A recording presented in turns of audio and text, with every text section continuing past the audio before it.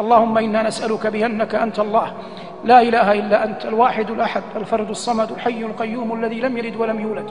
أنت ربنا لا رب لنا غيرك ولا إله لنا سواك، جمعتنا من غير ميعاد، وأنت الرب الرحيم الرحمن في بيت من بيوتك، فاللهم ارزقنا عملا صالحا زاكيا ترضى به عنا يا ذا الجلال والإكرام. اللهم أدخلنا برحمتك في عبادك الصالحين، اللهم أدخلنا برحمتك في عبادك الصالحين، اللهم أدخلنا برحمتك في عبادك الصالحين.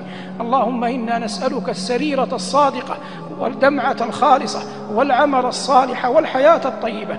اللهم إنا نسألك مردا إليك غير مخز ولا فاضح يا ذا الجلال والإكرام. اللهم إن لنا من الذنوب والخطايا ما لا يعلمه غيرك ولا يدري عنها سواك. اللهم كما سترتها علينا في الدنيا فامحها عنا في الدنيا والآخرة يا رب العالمين. اللهم إنا نسألك أن ترزقنا حبك وحب من يحبك وحب كل عمل يقرب إلى حبك. اللهم ارزقنا محبة نبينا صلى الله عليه وسلم. اللهم أحينا في الدنيا على سنته وأمتنا على ملته واحشرنا يوم القيامة في زمرته. اللهم أوردنا حوضه وأسقنا من يده يا ذا الجلال والإكرام.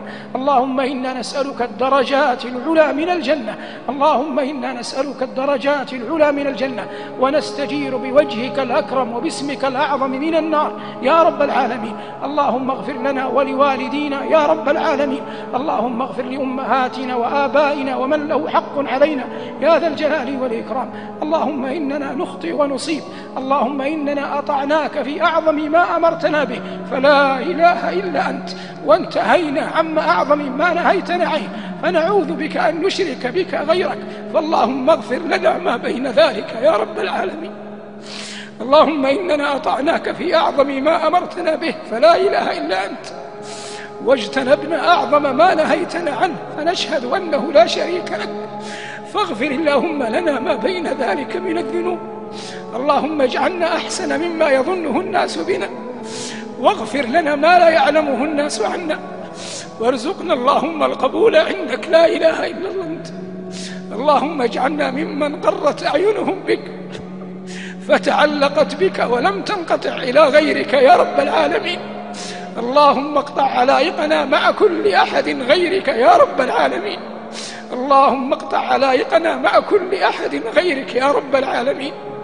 اللهم لا تجعل لأحد غيرك من أعمالنا حظا ولا نصيبا ولا ذكرا يا رب العالمين، واجعلها اللهم برحمتك خالصة لوجهك. اللهم من حضر مجلسنا هذا يريد التوبة والإنابة إليك فبلغه اللهم مراده. اللهم من حضر مجلسنا هذا يريد التوبة والانتفاع فبلغه اللهم مراده.